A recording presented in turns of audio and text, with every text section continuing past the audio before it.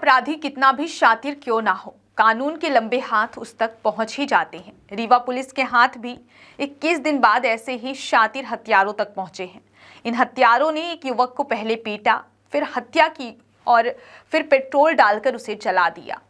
Police से बचने के लिए हत्यारे 7 दिन तक अपने घर में लाश छिपाए रखे, लेकिन बदबू आने पर उनके हाथ पांव फूल गए। इसके बाद उन्होंने शव को कंबल और साड़ी में लपेटकर झाड़ियों में फेंक दिया था। इस हत्याकांड में शामिल 4 आरोपियों को पुलिस ने गिरफ्तार कर लिया है। अब आइए जानते हैं कि पूरा मामला क्या है।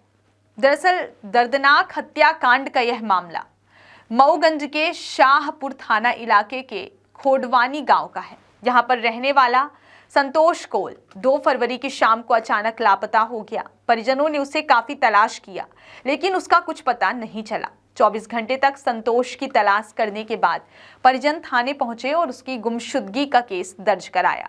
पुलिस ने मामले की जांच शुरू कर दी, लेकिन कई दिन तक पुलिस भी संतोष को नहीं तलाश पाई। इसी बीच 9 फरवरी को पड़ोस के गांव में रहने वाले एक ट्रांसफार्मर के नीचे एक अधजला शव मिला। सूचना पर मौके पर पहुंची पुलिस ने शव को कब्जे में लिया और संतोष के परिजनों को सूचना दी।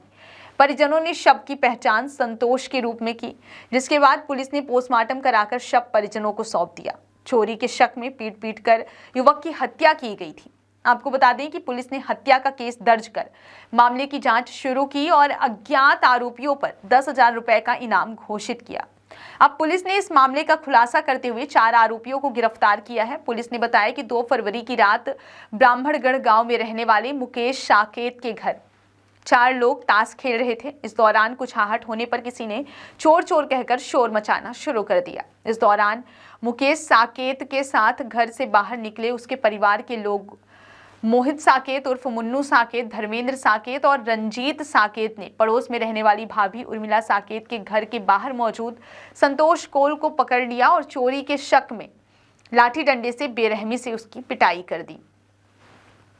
चारों आरोपियों ने संतोष को तब तक पीटा जब तक वह मर नहीं गया। संतोष की मौत के बाद सभी घबरा गए। पुलिस से बचने के लिए उन्होंने शव पर पेट्रोल डालकर आग लगा दी।